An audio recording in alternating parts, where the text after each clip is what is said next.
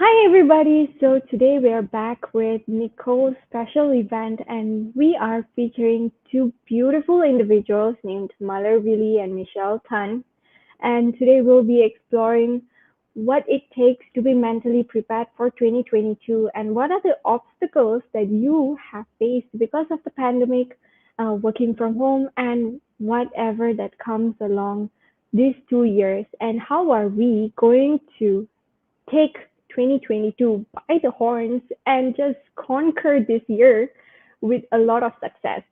So, first off, I would love to bring Michelle Tan on stream and maybe give her some time to talk about what she has been doing, what she's passionate about, and we can just bring Michelle in. Hi, Michelle, how are you today? And just bring us Hi! in a little bit about yourself. Okay, so let me start like how every introduction is. Hi everyone. My name is Michelle. I am currently working as a HR practitioner, and I believe that every worker deserves to be mentally healthy. And I really, really the word mental health, right? The importance is there. Why did I start venturing into HR? Is because backstory is I graduated in a degree in psychology, and all I had in mind was, okay, psychology, graduated in psychology, I need to be a clinical psychologist. So I don't think I can sit down and analyze the data and listen and talk to people because I know I understand myself. This show, again, girls, boys and girls, ladies and gentlemen, Nicole is all about being yourself, expressing yourself, all right?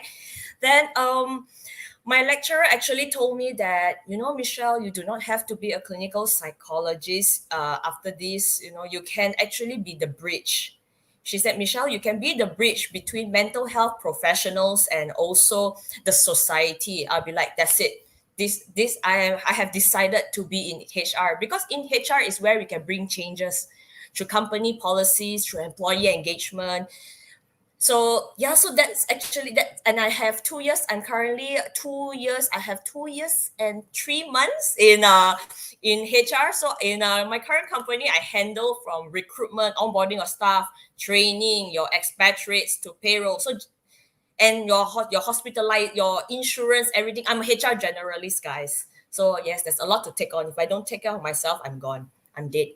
And I'm also a freelance trainer. I'm a freelance trainer in this e-learning platform called yes, in a e-learning platform. So yeah, that's it as for now. All right. Thank you so much, Michelle. It's great to know that you are passionate about your employees that are in your organization to be mentally healthy. And talking about mental health and emotional intelligence, we have this amazing individual that's waiting at the back end of the stream. And she's no other than Mother Willie from Heart and Mind Development Center. I'm going to bring her in. Hi, Mother. Oh no, yes, she's here. Hi, hello. Hi, We're hi, so hi. off. I loved the way Michelle went I've only worked for more than 2.5 years, sort of a thing. Because I was thinking how do y'all find such clever people to appear on your show? Because 2.5 years when I was working, I wasn't so bright, so clear, so articulate, right? And we are not even going to talk about Divya yet. So yes, thank you, Divya, for having me here, and Michelle, lovely meeting you. So my name is Malar Vili, and I fell in love with training many, many years ago, and I started my own outfit, which is known as Hearts and Minds Development Center. To be exact, I think 22 years ago. Why do I do what I do? Because I always say this, that I was an emotional wreck, and I was trying to figure out why I was that way. And one of the feedback I had when I was really young, now I'm young, when I was really young, I had a lot of good feedback, and really, people who cared for me, who kept telling me that, I should change because I'm very emotional, I'm very sensitive. And it was true because it was difficult for me to be emotional and to be sensitive, right? I didn't like it. But I didn't know how else to be. So that led me into the search or the space of personal development. And And of course, I stayed exploring with my emotions, which led me into specializing in emotional intelligence because I didn't know how not to be emotional. So that was my problem, right? Because when I tried taking the advice that people gave me to be less emotional, to be cool, and that would lead to success, I know they were right, but I wasn't feeling at home in my own body, right? So I think for me, the search in EQ has been the search of finding my own home, my own space, my own identity, to be my own person. And now, of course, Divya, as you know, Fridays I run this show called Being Whole, Being Me, where I meet people who are probably either struggling or have best practices to share. But what does it mean to be authentically me? And how does that make me a full whole person? So I think that's a little bit about me, and that should be enough, right, Divya? Yes, amazing, amazing introduction. Thank you so much, Michelle and Mother, for coming on board. We from Nicole believe that this is a very important topic to address, especially during this time where some individuals are struggling, some individuals are just floating by, and some are excelling. So we just want everybody to excel as career wise while being mentally healthy. So we did run a poll on LinkedIn, let's say 2 weeks ago, and we asked our followers, and the question was, what is your current practice of maximizing your work productivity while self-regulating your emotional, mental health, and well-being? And we gave them four options. And one being, of course, their own others, we call it others and their own thoughts. And the three other options were set ground rules with family. Number two was create a stress-free workspace. And the third was to take regular interval breaks. If it was you, which would have been your go-to?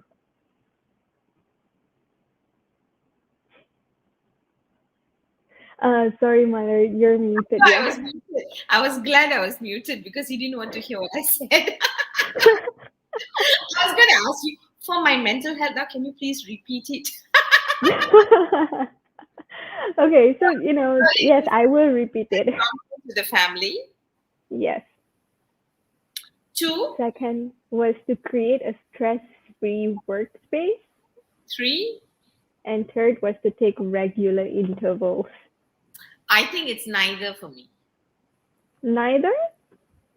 Neither. Then what works for you guys? So the question is, how do I when I'm working from home, or how do I find my balance or my best space to Yes. work, right? Yeah. Yeah. So when I'm working from home or the office, for me, it's like almost both the same, right? So since we're talking working from ground rules with the family, like for me, I don't think it will work. I mean, first and foremost, I don't think my my family members are problematic because they're quite happy to get rid of me when I'm working, right? Then they have peace and I'm not going after them. So I don't think it's a ground rule with the family, but I think I needed ground rules with myself, right? Because I'm a Mm-hmm. mom, all right, and I have the cutest children on earth, so that's another problem. So that's a big problem because they're very tempting.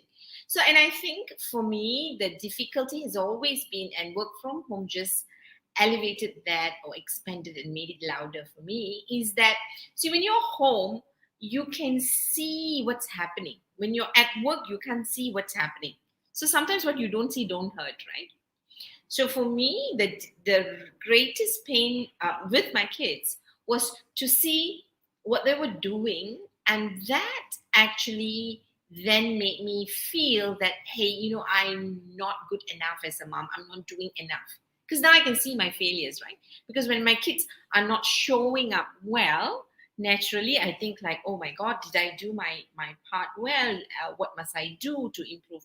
So I think the ground rules was more for me to be more realistic, to shed away my superwoman syndrome, to reset and say, I'm not going to say I can do everything I set my mind to without killing myself in the process. I know I can do everything, but I also now know that I will kill myself in the process, right? So for me, if you ask me, that my my struggle and my growth and the continuous struggle is really asking myself, Malar, what do you really, really, really, really want?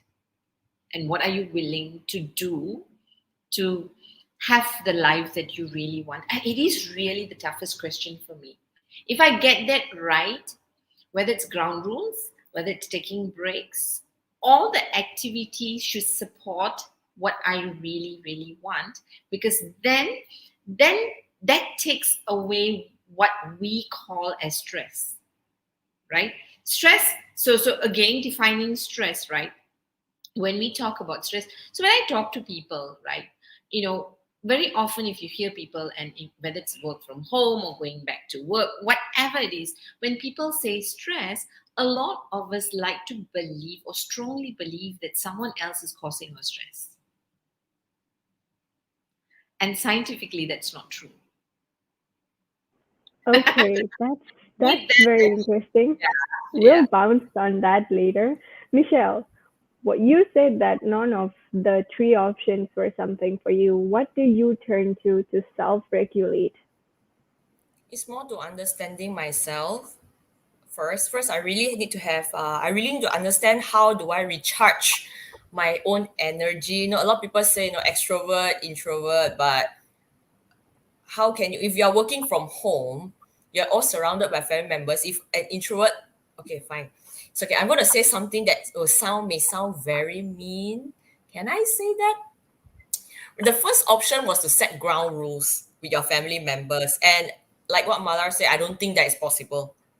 My family has their own freedom too, and what you can see will hurt you, and what you cannot see won't hurt you. So what I will ask my manager is, can you please assign me to work in the office so I don't see things I will not feel guilty? Okay, Yeah, okay. because so number one is definitely no. And then number two, I forgot option number two. You forgot. Okay, no problem. No problem. I I'm got your back. sorry. I got your back. So number two is creating a stress-free workspace. Yeah, by going to the office. Exactly. No distractions. It's just work. It's just there. It's just me. And then about taking regular breaks. No, everyone's saying do the Pomodoro technique. I think we have all heard of the Pomodoro technique, right? Nah, I tried it. It doesn't work on me. Personally practice work-life integration. I know I have to first understand at which period, morning, night, or the afternoon, which during which are my golden hours, which I work best. But again, when it comes to work, it depends on your company policy too. Is your manager or your company very flexible about you you know mixing your work life and personal life. So Mm-hmm. boys and girls, I mean ladies and gentlemen, please refer back to your company policies. Don't say that I hear a talk saying that Michelle say, okay, want to have work life integration. Michelle is also a HR. Why my company cannot do it? So please guys, I'm just saying, please refer back to your company. I do not want to mislead. But yeah, back to how do I regulate myself is understanding my love language. I Okay. understand my love language. I know what charges me up. See, I am the one doing all the work. It's not them, Yet, and I agree what Malar said about stress. Stress does not come from, yes, it also comes from the work, but not entirely. You are stressed when you allow yourself to be stressed. You are angry when you allow yourself to feel that emotion, that anger, right? So it all comes down to Mm-hmm. understanding what works best for you. Some people Amazing. may This is great. exercise, some people may meditate, but again, it all comes down to you. Personally, for me, I enjoy reading a book, watching Netflix. Just be myself, just leave me alone. That's how I recharge myself. So it all comes down to you. Everyone is different. I hope that answers the question. Great, great. Okay, these are some great stuff that we are stepping, just to build our platform, just to build our base for our topic today. So today, what we really want to look into is how is emotional intelligence important for young employees, fresh grads, senior employees, and basically just employees in general, right? Every working individual. Why is emotional intelligence important? And how does emotional intelligence play its role of that particular employee being good, being a great asset to your organization?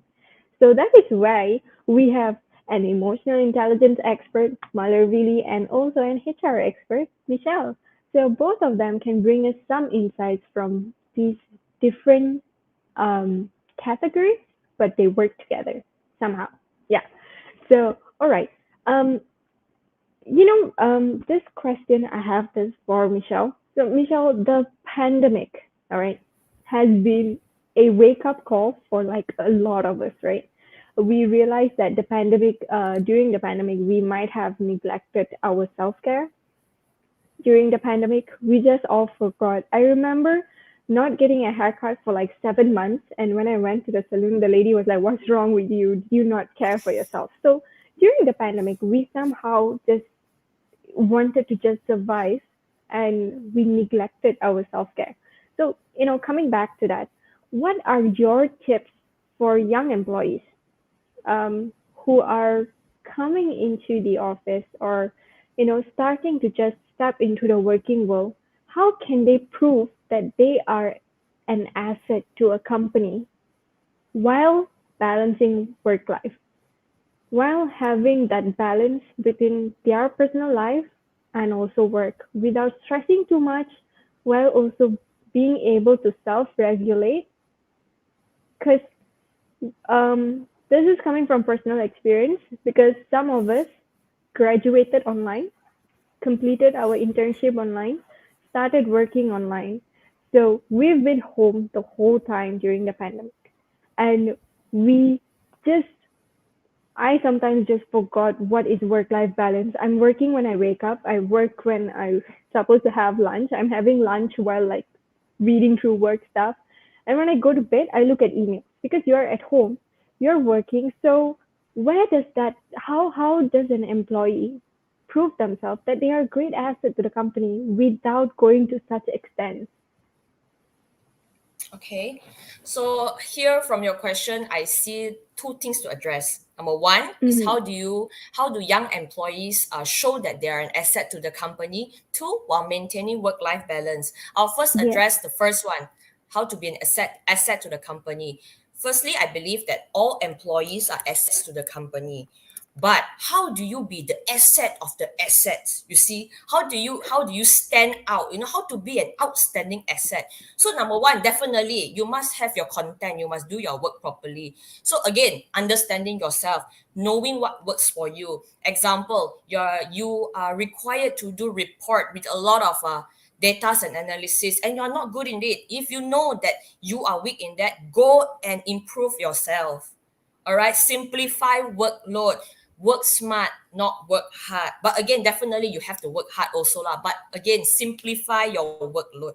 Okay, that's number one. Number two, how to be a great asset. Okay, how do I be an outstanding asset? Number two is I have read this survey online that during the COVID, why is there everyone is saying COVID, everyone nobody will resign one, but there's a lot of people resigning. Why? It's because of communications barrier. Everyone was in physical office back then. Everyone is so physical and everyone is like talking face to face. Communication was so much easier. Even I personally experience this, communication. Wow. Usually one thing, the job that I can finish in like what 30 minutes will become times two. I'll finish it in 1 hour.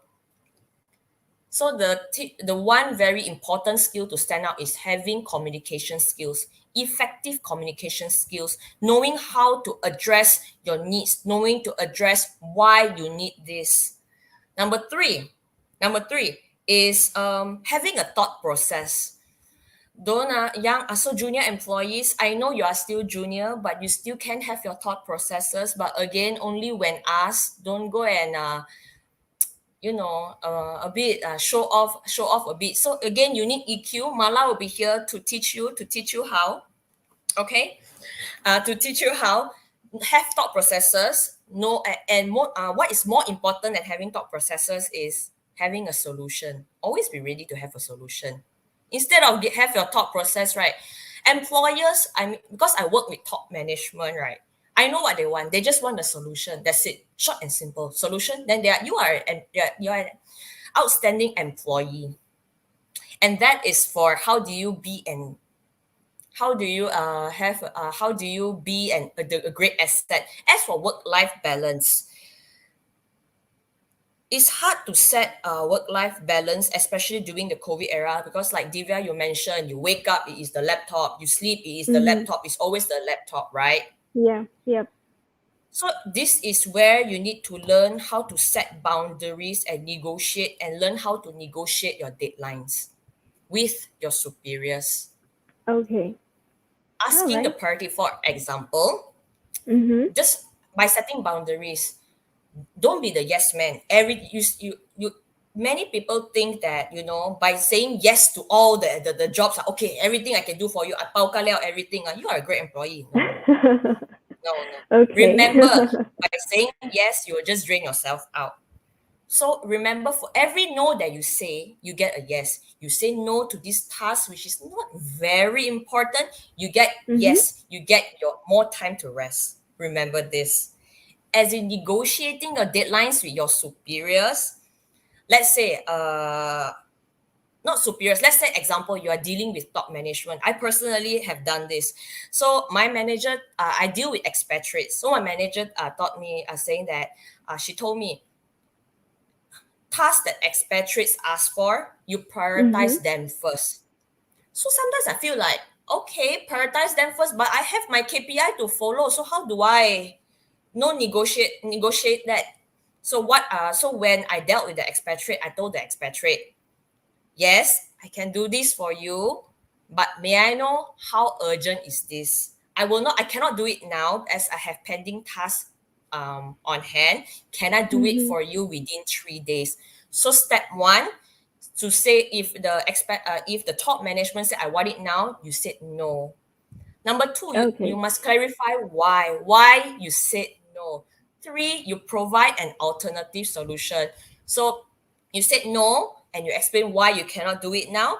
If you cannot do it, you give a deadline that you can meet. If the deadline, right, he or she insists now, perhaps you can suggest an alternative person, right, to do it for you. So yeah, learning Understood. how to set boundaries. Great. So, Michelle, you brought in an important point that I wanted to kind of follow up with Mahler's point of view in this, saying that we used to be in a office setting where we had so much communication face to face, non-verbal, verbal communication. You knew what the other person was feeling. You didn't have to like call or text your best friend at work. You just had to like look over when something happens, and then the friend is like, yeah, we'll talk about it later during lunch. And now you don't have that. Now you have to take the effort to probably book a Google Meet with your best work colleague, or you have to text them like the whole detail and the drama about work and whatsoever. Okay, this is just coming from, let's say, fun stuff. Okay, so now that a lot of us are working from home, right? And previously, our managers were able to kind of check up on us, um, on how we're doing, whether are we okay or not. And the pandemic has changed so much, like just so much. So my question here is that from suddenly managing teams that was working together, now teams are working remotely, and employees are going through hardship when it comes to mental health, and they are going through financial hardships because things have changed. Some companies have gone through pay cuts, companies can't give you bonuses, and so many other things. So this particular crisis has led to many new leadership challenges. So how can managers, bosses, C-suites in organization improve their ability to manage emotions, not in just themselves, but in others as well? This question is for me. Your questions are very Yeah. long, La Divya. All right, I'll make it very simple. Okay, so So, let me just yeah. get the So, question right. So yeah, what you're basically saying is that now people are working remotely. So how do actually first and foremost leaders or managers actually manage, because you don't have the input, i.e., communication that you used to have when you were working, right? And then the next question I think is about how do you manage emotions, right? So yes. Yeah, correct. both in themselves while they are struggling and also in their employees. All right. So the thing is this, right? So when I worked, so we've been working with teams on similar issues as to how to manage remote employees, how to engage employees remotely, and stuff like that. So what I've realized is this: there are a small group, a small team. So if I've done like a couple of teams, right? The minority. So if I use the 80-20 rule, 20% of the teams are actually doing better. So I've worked with teams that are actually doing better under remote circumstances, and there are teams that are considered worsening, right? And what I have observed is this. Now, the thing is, it's not that our relationship has deteriorated during the pandemic, it just showed up during the pandemic. All right. So now again, how long you've been in the team, if you've just joined during the pandemic, that's a totally different issue, right? So I'm talking about teams that were already there, right? The stress. So and I really hope that we all can think about it, right? So even personal relationship. Your personal relationship didn't deteriorate because you were working from home. It was already bad, but you ran away to work. Now you can't run away, you have to face it. Right? So oh, that's Yes. think about it. Wow, okay. Yes, The yes, language is understood. very important because we want to believe that the pandemic is the cause. What the pandemic did for us is that it brought forward what was already a problem, right? Because your immunity now has gone down, not for COVID, Mm-hmm. but all of these issues. So if I had a Mm-hmm. relationship issue at home, if I didn't have good rapport with my children, it is showing up during the pandemic because I'm stressed, they are stressed, and we are all in this space. The problem was already there. We've just made it fast, or we postponed the difficulty that would have eventually come, or Mm-hmm. it would have come in bite sizes, but now it's coming all together. So that's my thought on yeah. So when it comes Yeah. to remote teams and all of that, right? So managers, right, who say, oh, I can't do this, I can't do that. Now the first question I ask the managers is this, right, or the leaders is this. Now, pre-pandemic, did you actually know your team members? Did you even bother to understand? Because human beings are all about relationship, which means rapport building. And if I'm a good manager or a good leader, I'm a people's manager, I need to know my people, right? But if I was the manager who came into office, pushed my weight around, telling you have to meet your KPI, otherwise, your bonus get affected, your life get affected, and you're not a real asset to the company, because Mm-hmm. we are treating employees like things by even calling them asset. Come on, Okay. right? I'll take note on that. Look at our languaging, right? We call Mm-hmm. them asset. We say, you're the most important asset. But I you look at recruitment ads. We want people who can multitask, work long hours. Actually, basically, they're telling you die in the job, right? Work long hours, work under pressure, tight deadlines by clients. What are we saying? Are we actually do we treat our assets this way? If you had a valuable asset, would Mm-hmm. you put your asset under pressure, or would you look after it well? So, first and foremost, I'm not even sure whether we should be calling people assets, right? Number one, Yes. because we are now using words that describe things for people, and you're expecting people to be humans. And the other thing about I don't understand about organization is this, right? We want people who are committed, who are passionate, who are purposeful, who give their soul at work, but we don't allow them to be soulful human at work. Because I cannot cry, I cannot tell you when I'm frustrated, I cannot tell you I'm disappointed, because I have to be this cool employee who can take all in with a smile. and with a yes. So, first and foremost, I think I would say I want to check out what is the culture of the organization.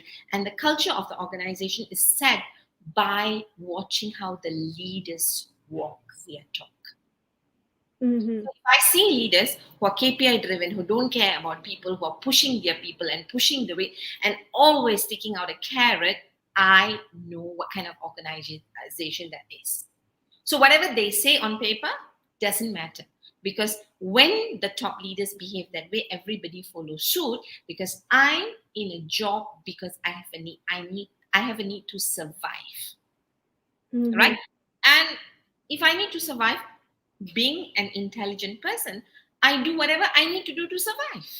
So if my boss says you need to work hard, that is, go back after I go back, and I go back at 8 o'clock, so you go back at 8:15. That's what I would do. That's what smart employees do, right? You meet what you meet your bosses who are in charge of your career, where they will applaud you, right? So we need to think about it in that way, right? So teams that already good managers who have already understood their people. Now you don't have to know people's personal life, no, right? But you need to know what's important for your employees. What are they struggling with? Do I have a relationship that if they have a problem when they're working, during the pandemic from home and they're juggling stuff, you must be the first one they feel comfortable to talk Mhm. to, right? Now if I Exactly. know, if I've always went to my manager with an issue, when I have an issue during the pandemic, I'll always go to my manager too, because that's a pattern, that's a precedent to it. But if Mhm. my manager is never there, and suddenly now I have these issues, now I won't go running to my manager, and I don't have a personal relationship, and I have a manager who says keep work and life separate. Hello, right?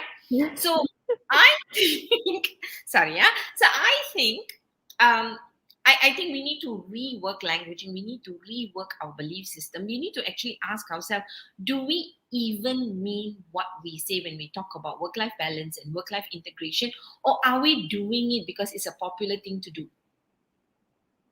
right? Because we have Yes. not got it right. I don't. I know Mhm. I only answered one question, right?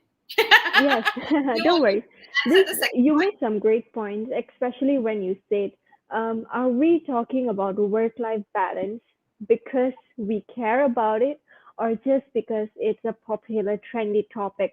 Especially when the pandemic came out, the amount of job ads that I've seen saying like we encourage work life balance, we love work life balance, but then just at the bottom you say try to follow tight deadlines, um, work under pressure, and that's when I say you love work life balance, but then you're saying that we have to catch up to tight deadlines. How do you actually catch up to tight deadlines if you're sleeping 8 hours a day, if you're going for your exercise and all sorts of things, and you're only working for, let's say, 8 hours a day? How do you catch up to tight deadlines while ensuring work-life balance? So that is something that, that point saying, are we talking about work-life balance because it's a trend, or is it because we really care about it? I think that's a very important point. Thank you, Malar, so much. So we do have a question from Eva Lim on LinkedIn. She says, hi, Malar, how can stressed out employees learn to control their emotions when they are overwhelmed with workloads at hand? Okay, Eva, thank you for the question. It's my favorite question because you use all the trigger words for me to talk a lot. Okay, first and foremost, so Okay. from a perspective of EQ that I come from, we can't control our emotions, full stop, factually. Emotions are the results of our perception, our thinking, our belief. So it's the result. So you can't change the result. You need to change the input. So why do I feel what I feel more than I don't want to feel, right? So when we talk about stress, so if I can just define stress, right? So the way I think we use stress a little bit too lightly and too easily, Mhm. right? But what does stress mean? Now, your whole system goes into stress when it doesn't feel safe. When you're not safe, that's when you're stressed. Because now you're thinking, I'm not safe, So I need to survive. Right? Now, if you Okay. need to survive, so anytime anyone feels unsafe, either caused by external factors or internal perception, one will be stressed. And that's normal. Okay? Now, so first and foremost, a lot of times when you use the word stress because I have a tight deadline, is just a word that they use. I'm not sure whether they're not feeling safe, unless they're not feeling safe, right? So one is not Okay. feeling safe, right? I'm not feeling safe. And now when I'm Mm-hmm. not feeling safe, it's natural for me to go into what we call emotional hijacking, which is fight, flight, or freeze, or sometimes flock. Right? Now I have to survive. Now to survive, I look at what's my best option. Is it fight? Is it flight? Is it freeze? Or do I flock? Do what everyone else is doing? Now, when you go into hijacks, what you're doing is your action or your reaction is based on your past programming. So whenever you're not safe, from your past programming, what was the safest option for you? And you act out based on your past programming, which was good for the past, but you have not revisited to see if it's still relevant. You have not updated to see whether there's virus in it, right? So one is the stress part. Number two is we need to know that it is normal when we are stressed. We go into fight, flight, and freeze mode. That's normal. You need to accept that as normal. Now, how do you overcome that? If you don't want to be controlled by your emotion, if you don't want your emotions to take over you, and if you want to be a rational, intellectual person, then you need to make sure in your brain you are led by your logical brain. Now, your logical brain can only lead you if you are calm. So the first thing we need to do when I'm stressed, when I'm feeling unsafe, the first thing is I need to learn, I need techniques to calm myself down. Now, what is calm myself down? The simplest one is to breathe and get back to normal breathing. Now, why? I call it cheat your body. However stressed you are, if you learn how to breathe and calm your system, now what happens is you are calming down your autonomic nervous system because that's what is getting you all worked up, and that's the one that's controlling you. We undermine, as very clever people, we tend to believe that it's mind over matter because we have come to believe that the mind is here. At the same Mm-hmm. time, we also say that only 10% of our brain is being used, right? But before your brain and my brain was formed, when we were formed in our mother's womb, we had our ANS, autonomic nervous system, working, and our brain and our heart grew out of that. All right, so it already has a programming, right? And so what we need to do is calm down our nervous system first, because nervous system controls all your bodily function, including your brain, right? Which we underestimate. So that's why you need to calm down your whole system first, and you need to know what calms you down. Besides breathing, it's do you know how to think well? Right? When I go into organizations, right, typically when we do programs, right, people will say, I'm so scared of my boss. I'm so scared of my boss. If I disagree with my boss, I'll be blacklisted. You hear these stories and you're like building a monster out of the boss, right? And I usually ask them, can you give me an example of when it has happened to you? And very seldom people can give me example because they say, no, I've heard of the story. I say, I understand, but has it happened to you or someone you know personally?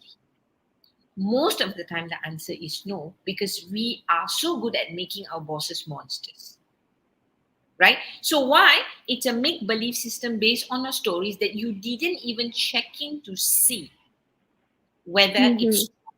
So a lot of our stress, if you think about the things that we say, I'm scared, dialogue, dialogue, dialogue, right? All the stuff that you say, if you just pause at that moment and ask yourself, is this even real?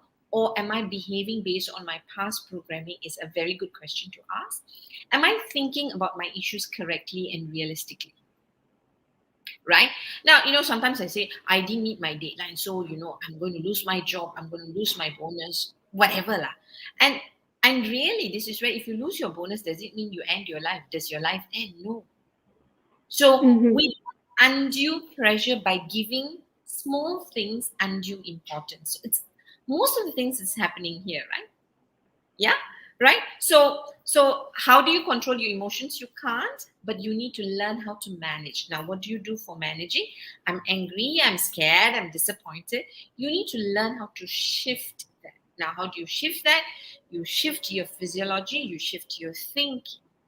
All right, you shift what you're putting in, you shift your past programming. Those are some things that you do to manage your emotion. That is known as emotional regulation, number one. Number two, mix around with people who can help you to regulate, and that's known as co-regulation. Now, we are all social beings. If you mix around with people who make you feel more insecure, yeah lah, I know what this culture like that, like all bosses are like that, then die together, okay? Yeah. And Okay. the second part is when they are overwhelmed with workload at hand. Now, seriously, don't why do you push yourself to a point where you get overwhelmed? So, number one, when we are overwhelmed, when I'm overwhelmed, two things: I'm either inefficient or I'm in a bad and working environment. Two things, right? So, if I'm inefficient, then I go and acquire skills. Be real about it. Okay, someone say this, you need to know your car's capacity. Don't sell yourself in the organization as a Ferrari, and when they put you in a race, you say, Alama, I'm only a proton. Please don't say that. I'm not saying one is better than the other. If you're a proton, it has its place, right? But you go and Agree. sell yourself as a Ferrari. When they ask you to perform as a Ferrari, you say you're stressed, right? So people sell themselves nowadays, like, in the name of career development, right? You can speak and you can sell, but you cannot perform. So one is this, your own efficiency or skill level and whatever not, right? The other one is this: when you go into an organization, you need to ask yourself, if everyone in the organization is working until 7, 8, 9 o'clock every day, and they're cutting down manpower, and they're saying we are working with lean, we are a lean organization. These are languages that you watch out for, and I'm not against lean, because there's a lot of wastage also in some organization. You need to ask yourself, is that what you are signing up for, right? I think it's not fair to just blame the bosses or the organization when you signed up for it, because it's now your response. You want the particular package, there is a price for it. All right, be adult about Mhm. it. Be responsible about it, is what I would actually say. Okay, with that, I think Michelle has got some things to say. I better keep quiet for now.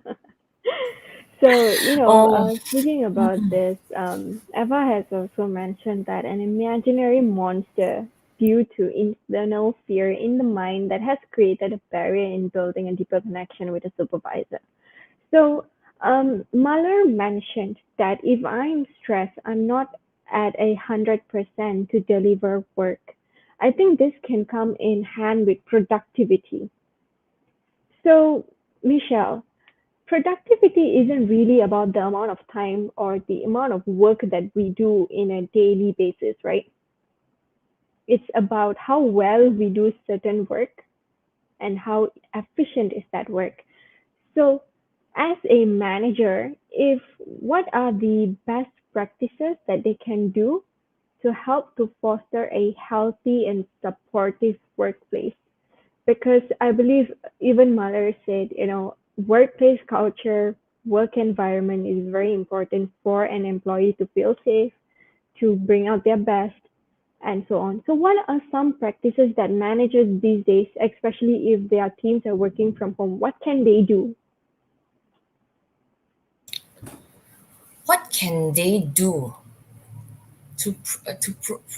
the question? Can you repeat the question again? I'm trying to process. I'm so sorry. Okay, Thank you so for the repeating question, it. no problem. The question is, how can managers foster a healthy and supportive workplace, even Mhm. while not really being in the office? Is just providing that support. What are some practices that managers can do? Okay, all right. So, when it comes to fostering a healthy and supportive environment, have you personally heard of the term where the office is your second home? Your work is your second home. Um, I've heard from some friends. Yeah, I've heard from some friends, but I don't practice that. You don't practice that. Mm, by being supportive, okay, people leave because of people, right? Malar, do you agree with this? People leave because of people. So it all comes down to how you are supporting your employees. How are you providing the resources? Just like what Malar has also mentioned, you must do leaders know your employees really, really well? What drives them? Some people are driven by money. No, some people are driven by achievements. So it all comes down to understanding what drives your employees, and then you as a manager give them what they want. It is a two-way thing. I feel that working at the employment bond, I really dislike it when employers feel like, we are paying you so you do your job. No, in return, yes, you are paying them, employees, but employees in return are also giving them their time. That is a sacred bond where I find that it's a win-win situation. So as in, like, how to take care of the employees, again, I'll emphasize on love language. No, understanding what is your employees love language. Nicole, I think I prepared a slide as an example. What are the love languages for employees at work? It is at slide number 2. Can All right, some let's just try to pull it up. hmm? Um, Backend support. Hi, thank you Are you so much. able Thank you to? so much. All right, let's just give them a minute to pull that up. And Michelle, you were talking about love language, and I think you did mention a little earlier. What is your love language when it comes to recharging yourself? And maybe Malar, you can let us know what is your love language to recharge yourself as well, while our backend person is pulling up the slides. We all have 5 love languages. It's just that my highest is physical touch. Not That does not mean that I need someone to touch me, okay? It just means that how I care for my body. I like going to the gym to exercise. I like pampering myself in a spa. I like going for treatments. I just like taking care of myself. It is all me. It is me that is going through all the hardship at work. So I need to take care of myself. So my main love language, as of now, as I've checked, I thought that it was quality time. Apparently it changed. So now I am at physical touch. Second is quality time, which is why my me time is very sacred. You touch my me time, right, you are gone. Okay, Malar, what about you? Oh, why mine will be words of affirmation and physical touch. But if I can just add on, I love the love language, right? But more than that, one of those things that I have found really is, when you're talking about motivation, with all the questions that's coming up that we won't be able to address, I think very often whether when you ask people what will make you come back, stay back, work hard, whatever you ask as people's what is people's motivation, I think as HR professionals, as leaders, what we need to learn how to do is translate what they're telling you. If you want to understand what motivates people, even if they say it's money, even if they say it's promotion, whatever they say, you translate that to what does that money do for them in their world? What is the meaning of that activity in their world? If you understand that, I think you can touch people where it matters to them, not to you. So very often I find, right, in organizations when people say, what you're motivated, most people will say money, right? But really find out when you say you want X amount of money, what do you want to do with the money? Or when you say, I don't want to work long hours, what do you want to do with the time? And when we ask that question, their values surface, their meaning surface, their purpose surface, right? And I think as HR professionals as well as leaders, we must be able to translate that into a people's language, into meaning and purpose. And then we then translate that back and say, here is the meaning and purpose in whatever way in the work that you do. I think that's what will engage people. Because while we've seen a lot of studies saying that people join organizations and leave managers, I Mm-hmm. agree. managers make a whole lot of difference. But a lot of times, I also question employees who are leaving. Do they really know what they want? Because if you don't know what you want, you listen Mm-hmm. to the noise outside and you respond to the noise outside. And you'll probably only understand that you either left wrongly or you had something to learn 5 years down the line when you become more mature. Okay, Michelle, angkat tangan Can I already. add on? No, no, no. Can I add on to what you said just now? Right. All right. I agree with what you said. Yes, managers, they actually yes, they may play a part, but it also comes down to you. In a sense where it's also very important to understand whether you can fit in that workplace culture. I don't blame companies who have different work cultures. What I really emphasize on is find one that fits you. Some people work like very well in traditional, like very disciplined one. Some people work well in the very slightly more modernized one. So find one that works for you. And then a tip for junior employees or fresh grad out there, do not, when interviewing for a position, do not just ask or look at the how lucrative the amount or what are the rewards are. Also find out about the workplace culture. How are the people there like? Would you blend in there? Don't just study the company background, study the people that you're going to work with also. Yeah. Okay, great. So, Michelle, your slide is ready to be up. Me and Mother will wait for you at the back end of the stream, and your slide is going up now. Oh, okay. No, no, no. Just don't go. You all can stay here with me. I need social support. Okay, all right, we'll stay. We'll stay. So as in like love languages, there are the five language love languages. Again, yes, as I said that no, mine is physical touch, but unfortunately, this is for self. In the workplace, it's slightly more different. The most commonly used one is words of affirmation, acts of services, and also gifts as of now because it's all remote working. Quality time is slightly hard to do it now because of I know we are all remotely working, right? Physical touch, I mean, like you're already at home. How are you going to do it?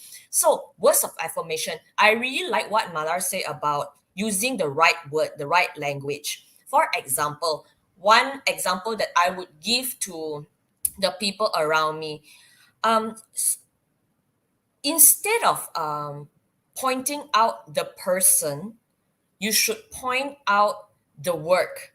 For example, let me you see this different the differences of these two sentences. I noticed that you did not complete your work. Sentence number one. Number two, I noticed that the work is not completed. To me there is a huge difference in that. So to add on, I noticed that you have not finished work, example work B. Why you did not finish work B? I don't think using the word you is very nice. It seems like you're actually pointing out or blaming the employee or blaming your subordinate for not doing the task. One thing managers should remember is if they could have done it, they would. If you see your employees struggling, suddenly maybe they are once a top performer, suddenly they are just not performing well. Does that make them a bad employee? No. Change your language. Maybe it helps. You can tell them, hey, I noticed that the work B isn't done. May I know why isn't it done? This is where I feel that acts of service comes in. Words of affirmation, you can praise them. That's how you tell. Acts of service, right? You can a good leader is not only a leader that walks the talk. A good leader also goes down, turun padang and help the employees and help your subordinates. When they cannot do it, ask, hey, it's something wrong. It's okay. Don't worry. Let's do it together. As a junior employee myself, I find it very reassuring when my superior can step down, turun padang with me and say, hey, it's okay. We are going to do this together. That reassures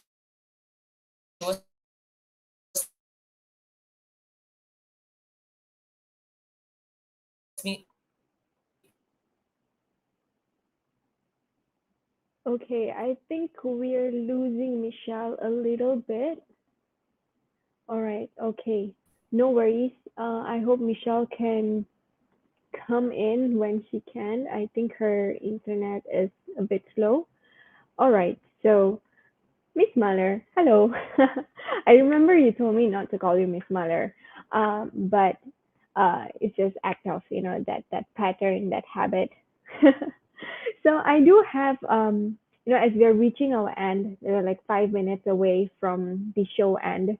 I do have one very simple, very short question for you. I remember that you said my questions are very long. I'm going to keep it short.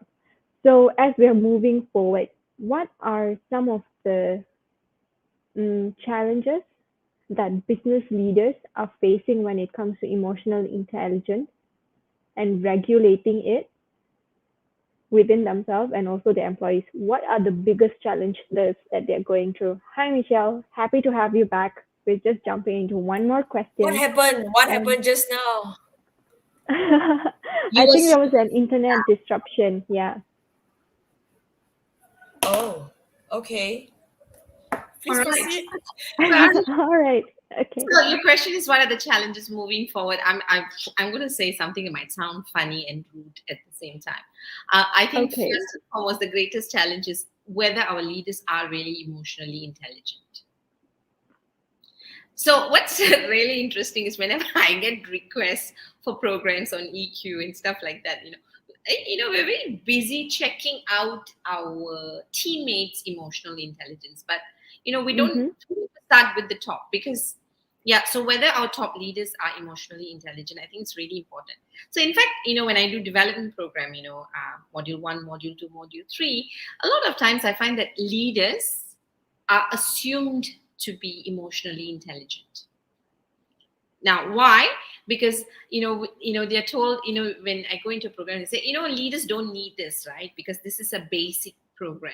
Now, I'm not saying they should go through basic, but I think we need to always figure out where Mm-hmm. people are and move them. And as leaders, I would expect them to move quickly. They have the ability, right? So, number one is whether leaders are really emotionally intelligent, number one. Number two, I very often when I'm called in to do these type of work, right? And the request is a noble request. I check whether the culture is actually can support emotional intelligence or not, right? Because what we're doing is we are creating awareness about people's emotion. We are saying, I'm going to create a safe space for you to speak, to be vulnerable, right? Now, do you really actually have an environment ready to support it? Because sometimes when you start it for the first time, a lot of people get bitten, right? So for me, I think being a bit more realistic about whether we have emotionally intelligent leaders, if not equip them. Mm-hmm. Because actually, yeah, so once you equip them, then whether you can upskill people. In fact, I don't think emotional intelligence is a professional skill. I think it's a life skill. Okay. It's a human skill that Agree. lost along the way because in the name of professionalism, sometimes success, we've been told stories that it is weak to be emotional. It is weak to express. It is weak to be vulnerable. And now, because of the rise in both positive psychology and the effect on people, we are already saying now, okay, look here, we have to look at it because people are at their best, right? This way, Mm-hmm. and emotions are part of it because emotions are just telling you the story. That's all. And if you don't listen to emotions, you won't know the story that they are trying to tell you. And very often, right, when we look at teams and when you work, a lot of times the problems that we are having is not the one that is put up on the table. A lot of times our solutions and our issues are really the issues that's under the table that everybody knows but nobody wants to talk about. If we can get to that level of trust, and for that level of trust to be available in an organization, people need to feel safe to tell you the truth.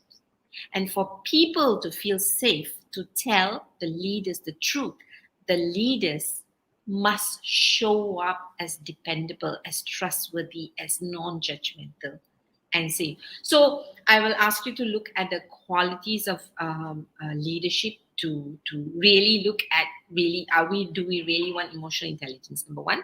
Sorry. The other thing that I will also, I'm a great advocate of what I call flow states. Flow states is Mm-hmm. we are at our best, number one. Number two, where your well-being is also at your best. So it is not working 8 hours that makes us sick or burn out. It is working 6 hours or 8 hours or 10 hours not willingly and being upset about it that makes us burn out. Right? And I think we need Yes. to know the difference, and we need to Mm-hmm. treat people as individuals, right? And the problem, big problem that I think we have that we have not addressed is this, right?